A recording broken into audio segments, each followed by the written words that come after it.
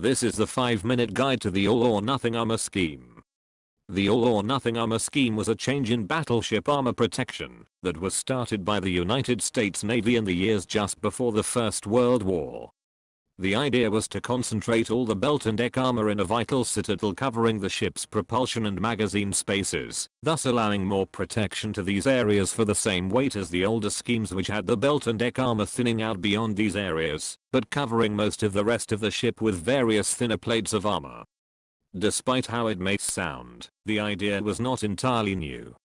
In fact, it was a return to the original armor principle used in the first ironclad warships. When armor was first introduced, the concern was larger guns able to punch holes in the sides of wooden ships, along with the first explosive shells which could blow large sections of the ship's sides apart and set them on fire. The first true ironclad, the HMS Warrior, solved this issue by putting all the engines, and as designed all the guns, in an armored box in the middle of the ship that was big enough to keep the ship afloat, even if both ends were full of holes and flooded. However, as ships became more complex, more systems were added, and vital equipment would no longer fit in the Citadel box. Additionally, the superstructure of the ship began to grow higher and higher.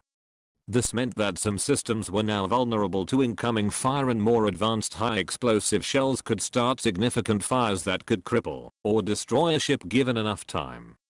Because the main armor-piercing shells would come from the few large guns in these later ships and the secondary batteries would mainly be throwing out high explosive shells, the Citadel armor was gradually extended to cover more and more of the ship with reduced thickness of armor. This was because small high explosive shells could be made to detonate by fairly thin armor, and due to their small size, even small armor-piercing shells would struggle against a few inches of armor. This then protected much greater portions of the ship against the majority of incoming shells. As time went on and secondary batteries got larger and more effective, this spread out armor increased to compensate, while the main belt also had to deal with bigger and bigger main battery guns. Because of the massive surface area being protected, armor weight went up much faster than the weight needed for guns, so by the late 1900s more forward-thinking designers could see a number of issues coming up. Firstly, the Dreadnought Revolution meant fewer secondary and more primary battery shells coming in, and the main belt needed more weight to be made available to cover the proper area at the correct thickness, otherwise they were risking the ships being crippled or destroyed by a few good hits. Additionally, the range of fighting was moving past the point where secondary batteries were likely to be able to reach the enemy ship.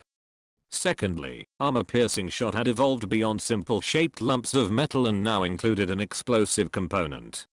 This had a fuse that was designed to detonate the shell a short time after it was activated, and it would only be activated by significant pressure. Like the pressure of a shell traveling, and several times the speed of sound hitting a big lump of metal. The delay was to allow the shell to hopefully penetrate the armor before it exploded, thus doing the maximum possible damage. If the shell did not meet such resistance, it would not explode.